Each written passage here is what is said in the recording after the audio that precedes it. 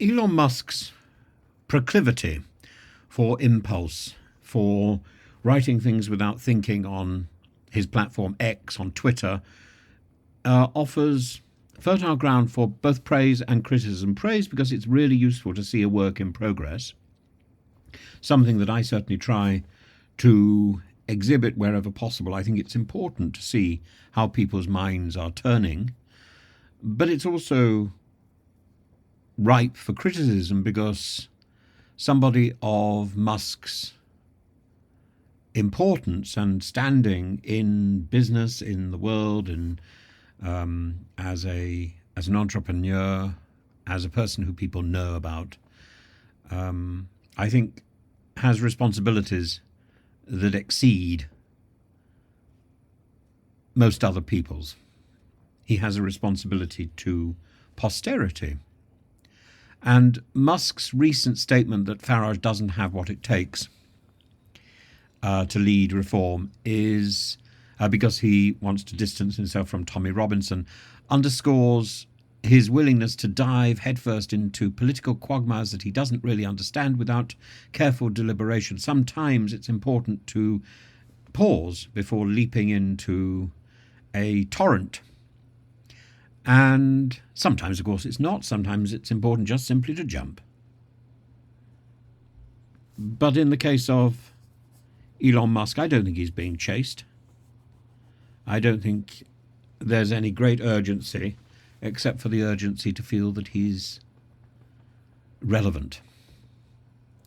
And his failure to pause, his failure to think, is not about showing us the workings of his mind.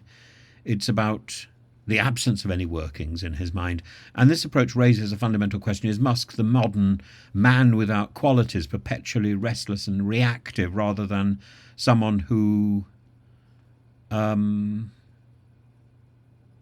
or is he just someone who tweets without thinking? Robert Musil's Man Without Qualities describes a fellow called Ulrich, who is a man of immense potential but lacks the drive or the coherence to channel his intellect into any purposeful action. And Musk shares this restlessness, oscillating between brilliance and impulse, and his ambitious visions to conquer Mars, to colonize Mars, to build autonomous vehicles, to develop AI, reflect his capacity for transformative, imaginative thought.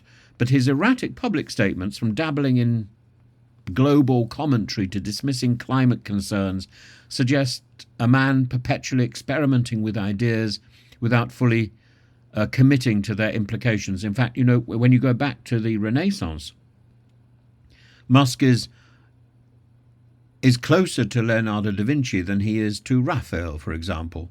He's closer to Michelangelo than Botticelli. Ulrich, like Musk, is not devoid of philosophy, but he's skeptical of rigid frameworks, and he lives a life in exploration. He lives a life on a journey. We all live our life on a journey, but this man without qualities is aimless. He avoids definitive answers. He is involved in experimentation and novelty. And his dilemma is private, even if Musk's dilemma is that he plays his stuff out on a global stage, amplifying the impact of his indecision and the consequences of his impulse. Musk's unfiltered commentary lacks restraint because he is the boss. It doesn't necessarily lack substance. In fact, possibly there's too much substance. His endorsement of revelations about grooming gangs, followed by his criticism of Farage, highlights a man who is quick to take up a position without accounting for the broader impact of that, for the implications of what that means. For Musk, as with Ulrich, ideas are transient, a tableau vivant of moments in the brain, of intellectual intercourse, rather than any form of cohesive philosophy any form of direction. That, of course, is exactly what the Greeks thought of philosophy. Philosophy for the Greeks was direction, which is why in later Greek thought there is no distinction between philosophy and what today we call religion. Because philosophy provides direction, just as today people think of religion, God providing direction. This impulsiveness is what marks Ulrich out, what marks Musk out, as somebody without that direction. With interests, by all means, with interests, with passions, absolutely, but without direction and without purpose. And Farage's rejection of Robinson is a strategic response, trying to distance reform from the extremist aspects of the people attracted to reform, trying to appeal to moderate voters, in the same way as Farage moved away from the earlier far-right activists active in UKIP. Be in no doubt, they're there. They were there as they are there in reform. They were operating Farage's back room. They were campaign managers and all that sort of stuff. That was the province of the EDL and the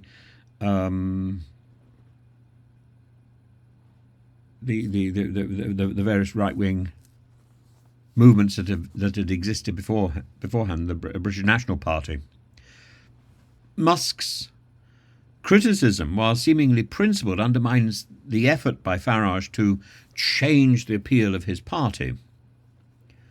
And of course what Musk is doing is exposing the inadequacies of Farage's philosophy, because Musk is a sort of gadfly, and Reform's meteoric rise to 22% in the polls is a testimony to the growing disillusion with mainstream parties. It's not necessarily a testimony to Farage's presentation or Farage's promises, because Farage doesn't make promises or presentations. Farage simply presents further reason for disillusion,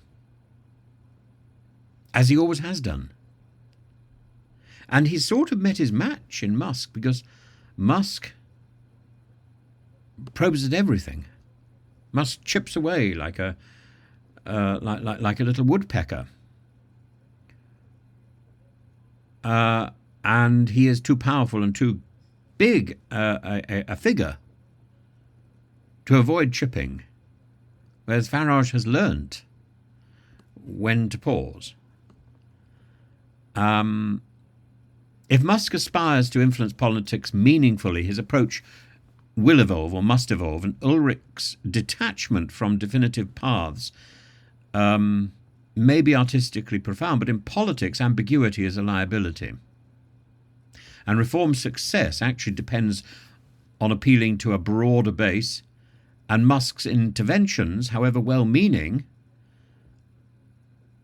are something that risks derailing the entire effort. Musil's criticism of the 20th century Vienna resonates in Musk's chaotic persona.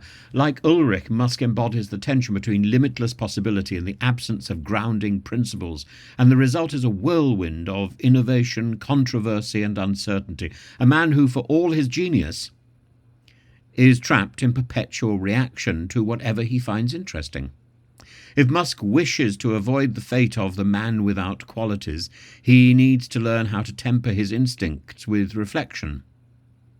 Otherwise, his legacy will be one of squandered potential, much like Leonardo da Vinci. He might have painted the greatest painting in the world, but that's about it, really. There's so much more that he could have done had he learnt to control his scatterbrained impulse. Musk is an Ulrich for the digital age, endlessly circling profound questions without offering any meaningful answers. And it should come as no surprise that Farage imitates this, that Farage picks this up, asking questions rather than providing answers. And Trump does the same thing. I'm not saying that any of them are right, by the way. I think there's every reason why we should follow either the Pythagorean dedication to mathematics or the Socratic dedication to a muse, to a demon, or the Christian or the Jewish dedication to a religion. Following a path is to be certain of a goal and to control our instincts for diverting interest, and actually to have answers. Even if they're not that satisfying, they are nevertheless answers, the sort of catechism of response. But Musk is free of that. Farage was free of that, and he's learned to tame his instincts. Robinson is free of that. He hasn't learned how to tame his instincts. Assange is the same sort of problem. He hasn't learned how to tame his instincts. Perhaps now, perhaps. But Musk is the latest manifestation, and perhaps one of the most dangerous manifestations, of this restless mind without a clear direction, a man of possibility like Milsel's Ulrich, a man of possibility navigating a chaotic landscape of ideas and ambitions, yet his impulsive approach often undermines his efforts, leaving him vulnerable to accusations of recklessness. To rise above this criticism, Elon Musk, needs to embrace not just innovation but also introspection.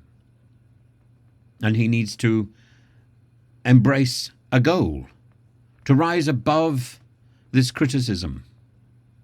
He needs to be willing to pause, to consider, to refine his actions, to think before he speaks. Until then, he remains less a man without qualities and more a man without restraint, tweeting into the void, an endless, unconstructed sentence of questions and assertions and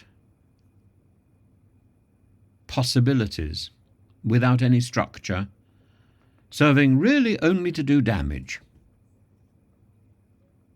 Now, as far as I'm concerned, he can do as much damage as he wants to Reform UK. I don't like Reform UK. But I think Farage has finally met his match, hasn't he?